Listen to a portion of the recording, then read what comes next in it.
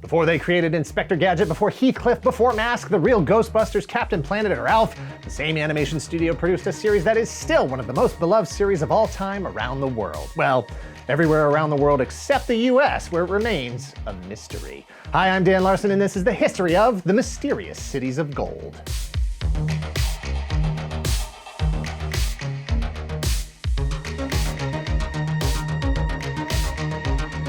Mysterious Cities of Gold is an animated series that ran one season of 39 episodes, first in Japan and France in 1982, then 4 years later in the US in 1986. It was the second major collaboration with Japanese studios for DiC Entertainment, on their way to becoming one of the most prolific animation studios of the 1980s and 90s. The year 1532 in Barcelona, Spain, mainly in the rain, a young boy named Esteban sneaks into the local tavern to listen to stories told by sailors returning from their adventures across the seas. I'm looking for sailors. On this particular occasion, two men are recruiting for their next trip to the New World with the promise of more gold than anyone can imagine. But before they can finish their plea for all hands on deck, Esteban is urgently called back home to the monastery where he lives. His adoptive dad, the only parent he has ever known, Father Rodriguez, is on his deathbed. Only now does Father Rodriguez finally tell Esteban the mysterious circumstances of his adoption. How his true father was on a ship that was sinking at sea, and Esteban was the only survivor, saved by a man named Mendoza. The same Mendoza who now confronts Esteban with an offer to join him on his quest to the New World to find treasure, but also, just maybe, reunite with Esteban's real father, who may have survived after all. Mendoza needs Esteban in particular because he knows Esteban is no regular child. Esteban has a gold medallion that suggests he might actually be from the New World, and furthermore, Esteban seems to have the ability to control the weather, manifesting storms or sunshine at his desire. Mendoza believes that with Esteban, his crew, and another girl named Zia that Mendoza kidnapped from Peru 5 years ago, together they can unlock the secrets of the New World and find the treasure hidden behind the walls of the mysterious cities of gold. Thank you to 80stees.com for sponsoring this video. Click the link in the description below and use code TOYGALAXY to get 30% off your order today. I'm currently in my 6th decade on planet Earth. The 70s, the 80s, the 90s, the aughts, the teens, and now the 20s.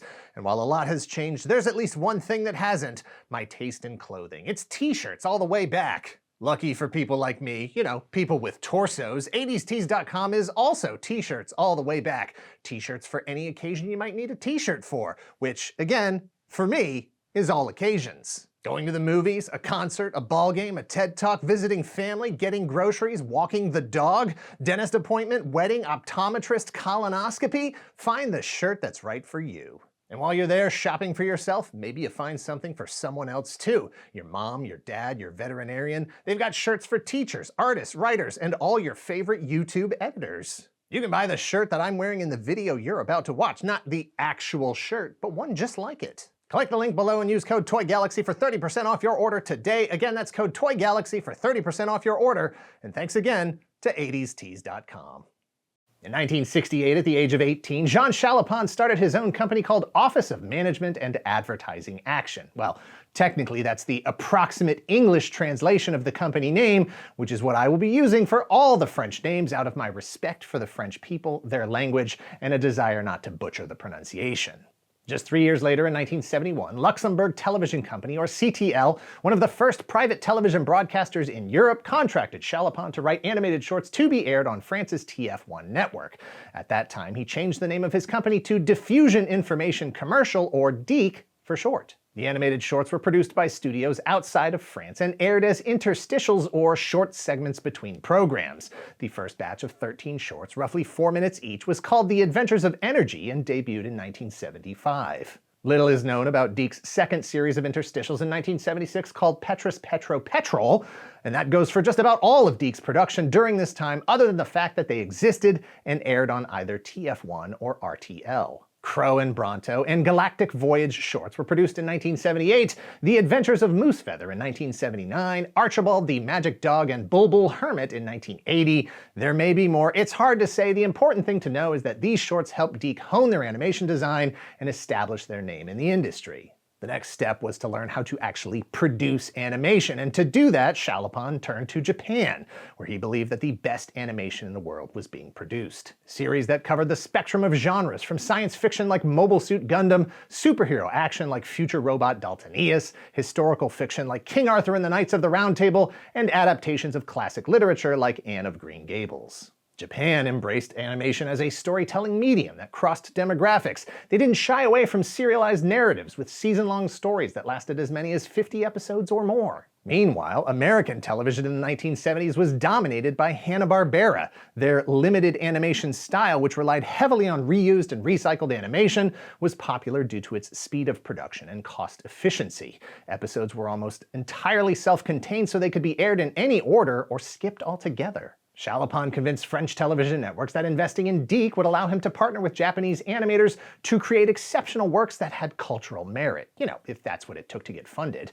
Shalapon was so personally invested in learning the Japanese methods and saving money that he moved his family, designers, and childhood friend/director Bernard de Reyes to Japan to establish a regional office around 1980. Then he learned to speak Japanese. DiC's first international collaboration was with Japanese studio TMS Animation to co-produce a full series for French television in 1981 called Ulysses 31. Loosely inspired by the adventures of Ulysses and his son Telemachus from Homer's Odyssey, it injects a fair amount of Star Wars influence to modernize the ancient epic for discerning 10-year-olds of the early 1980s. A makeover that catapulted the series into the 31st century and adds spaceships, lightsabers, jetpacks, aliens, and sentient robots. Ulysses 31 was a moderate hit in Japan, France, and throughout Europe, but didn't air in the US for several more years. We'll come back to that. From there, DiC and TMS began production on a sequel to the popular long-running Japanese Lupin III franchise, based on a popular long-running French franchise. If completed, it would have been called Lupin VIII, and would have featured the descendants of the original Lupin III characters. 2 scripts were written and 1 entire episode was fully animated with music and sound effects, missing only voice performance when disaster struck. Turns out that they didn't actually have the international rights to the character name Arsène Lupin from the estate of Maurice Leblanc, who created Lupin in 1905. When Leblanc's estate requested a hefty payment for use of the name and concept, DiC chose to shut down production rather than attempt to pay them with money they didn't have. Nearly 500 years ago, there was a boy who had the power to command the sun. God has given you this strange power. You must only use it to help those who really need it. His name, Esteban. His quest, the mysterious cities of gold. His dream, to find his long-lost father and possibly himself. You too must follow your own star and truly become a man. Join Esteban in his search on the mysterious cities of gold. On our way to great adventures! Only on Nickelodeon.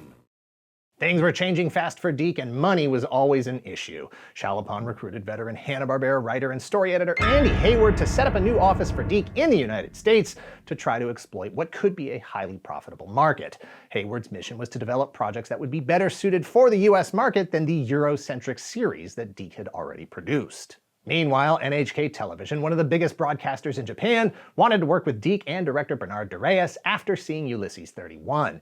They proposed a project based on the 16th century European search for gold in the lost cities of ancient South America, but with a science fiction fantasy twist similar to Ulysses 31. The 1966 Scott Odell book The King's Fifth is cited as the inspiration for the series. However, according to Shalapon, the 1966 Scott Odell book The King's Fifth was not the inspiration for the series.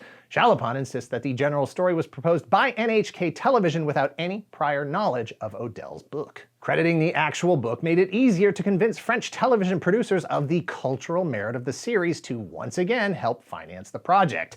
As he put it in a 2003 interview very loosely translated into English, quote, "In fact, we have used almost nothing of the book except for the names of 3 characters, Mendoza, Esteban, and Zia, because in fact our characters have nothing in common with the work of Scott Odell. In fact, The Mysterious Cities of Gold is a work of pure imagination resulting from the joint creative work between the Japanese team of NK Prod, Studio Pierrot, and DiC, that is to say, Bernard and I." The Mysterious Cities of Gold, or Esteban, Child of the Sun as it was called in Japan, was a co-production with Studio Pierrot. Founded in 1979 by former members of Tatsunoko Productions who brought you shows like Science Ninja Team Gatchaman, and Mushi Productions, who made the original Astro Boy. Where Ulysses 31 was a majority French production that first aired in France, The Mysterious Cities of Gold, or Esteban Child of the Sun, was a majority Japanese production and first aired in Japan in 1982. To that point, the original cast was Japanese, and the original music composed by Nobuyoshi Koshibe. When the series aired in France a year later in September of 1983, it was re-edited, the entire cast was replaced with French-speaking actors, and new music was composed by Saban and Shuki Levy. It's their theme that is most associated with the series today, despite Bernard Derriès' hope that it would sound something more like John Williams' Indiana Jones. Each episode of Mysterious Cities of Gold featured a short educational documentary at the end, and it's not because it was required by any broadcaster. Simply, NHK Television came up with the idea and DiC agreed to it because it further assured French broadcasters that there was indeed cultural merit to the series. And not for nothing, but those educational shorts help ground the series in the real world, giving young viewers a sense that while much of this, like the mechanical golden flying ship shaped like a bird, were imagined concepts, the cities themselves and the people within actually existed. These stories were unfolding in real places that you could go to or may have already been to. It's the French versions of the episodes that became the template for every version of the series going forward. Heck, it was even the version used by Japan when they re-released it in 1998 because NHK lost their original tapes. The Mysterious Cities of Gold aired in Norway in 1984, Mexico in 1985, and the United States in 1986 on Nickelodeon. Yes, you heard that right, 1986, 4 whole years after it originally aired in Japan. See, Andy Hayward did indeed open the new DiC offices in Burbank, California in 1982. His first major production was Inspector Gadget in 1983, which was a huge hit. He then leveraged that success into a partnership with Bear Stearns and Prudential Insurance to take over control of DiC from Chalopin. That said, Chalopin was able to retain the DiC offices that were located in France and the animation studio DiC built in Japan. It was during those first $70 million, heavily debt-laden years that Hayward pulled from the DiC library to cut some costs. Ulysses 31 aired in the US for the first time in April of 1986 as part of a syndicated package of DiC programs called Kideo TV. Mysterious Cities of Gold landed on Nickelodeon beginning in June the same year. To quickly raise additional operating cash, Hayward sold the foreign rights to DiC's productions, everything outside the US, to Saban, who then immediately sold them back to Chalopin. It caused a terrible rift between Hayward and Saban, who fought each other in court for years over the matter until they finally settled in 1991. In 1993, DiC was purchased by ABC, who were then purchased by Disney in 1996. In 2000, Hayward bought DiC back from Disney, this time through a partnership with Bain Capital and Chase Capital Partners. Cookie Jar Group purchased DiC in 2008 and folded them into their existing operations. DHX Media purchased Cookie Jar in 2012. All of it is now owned by Wild Brain Limited, based in Canada. And that, 2012, is when The Mysterious Cities of Gold returned to production. Chalopin returned to the franchise through his company Movie Plus, co-producing the series with French animation studio Blue Spirit. 40 years after it first aired in Japan, a brand new season picked up where the original left off as it followed our heroes through North America and across the Pacific Ocean to Japan. Season 1, technically Season 2, aired 26 episodes in 2013 in France on TF1. The English version was released in the UK on the Kix Children's Network.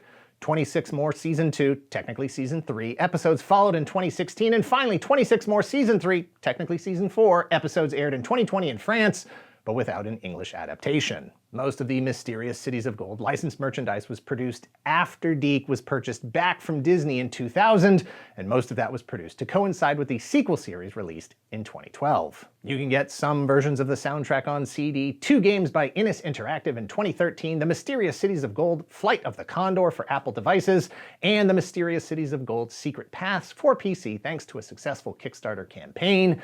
It was subsequently released on Wii U and 3DS in 2014. There are a variety of collectible figures from a variety of companies, a case for a Nokia cell phone, cassettes, records, storybooks, sticker albums, puzzles, and bedsheets. A manga adaptation of the series supervised by Bernard Derriès himself was published beginning in 2013. If you missed the original 1983 series the first time around, you can find it on VHS and DVD, and it's available on a variety of streaming services. However, the original Japanese version is at least partially considered to be lost. Thus far, several episodes have been found by regular people who recorded the show off television during its original airing in Japan. In the past, NHK solicited recordings like these from the owners in an attempt to restore series that were lost. Perhaps one day they will do the same for Mysterious Cities of Gold. The final episode of the sequel series aired January 29, 2021. According to IMDb, It is titled End of the Adventure with a question mark at the end. Was it? I am also asking. Because even with the additional 3 seasons since 2012, the series made little to no impact in the US, and since the 2012 sequel series is not available in any physical media or streamable format, and none of the fan sites have a synopsis, I'm left to wonder. But that makes it even more appealing to those just discovering it now. The benefit of being obscure is that a journey still lies ahead. There is adventure out there for those that wish to discover the mysterious cities of gold. I think it's pointing outside. Thanks for watching. Please hit like, hit subscribe if you're not already a subscriber. Thank you very much to those of you who already are. Please visit our Patreon at patreon.com/toygalaxy. Several different tiers to address your specific Secret Galaxy content needs. Check out the Secret Galaxy merch shop at secretgalaxy.shop. All merchandise is physically in stock and ready to ship. Links to all of this in the description down below. And let us know in the comments down below if you've ever heard of Mysterious Cities of Gold before this video. If you haven't, thank you very much for watching this video on a subject that you've never heard of. If you have, let us know what your experience with the series was. Did you live in France or Japan when it originally aired? Did you seek it out when you finished watching every other cartoon released in the US in the 80s and 90s and just needed something to watch? The thing I find most interesting about it is how much of the series exists and how popular it was around the world outside my insulated American experience. This is what happens when you let financially motivated corporations make your programming choices for you. In my defense, I was 10 years old at the time and the internet didn't exist yet. I fucked it up right at the end. We're not doing it again, cut.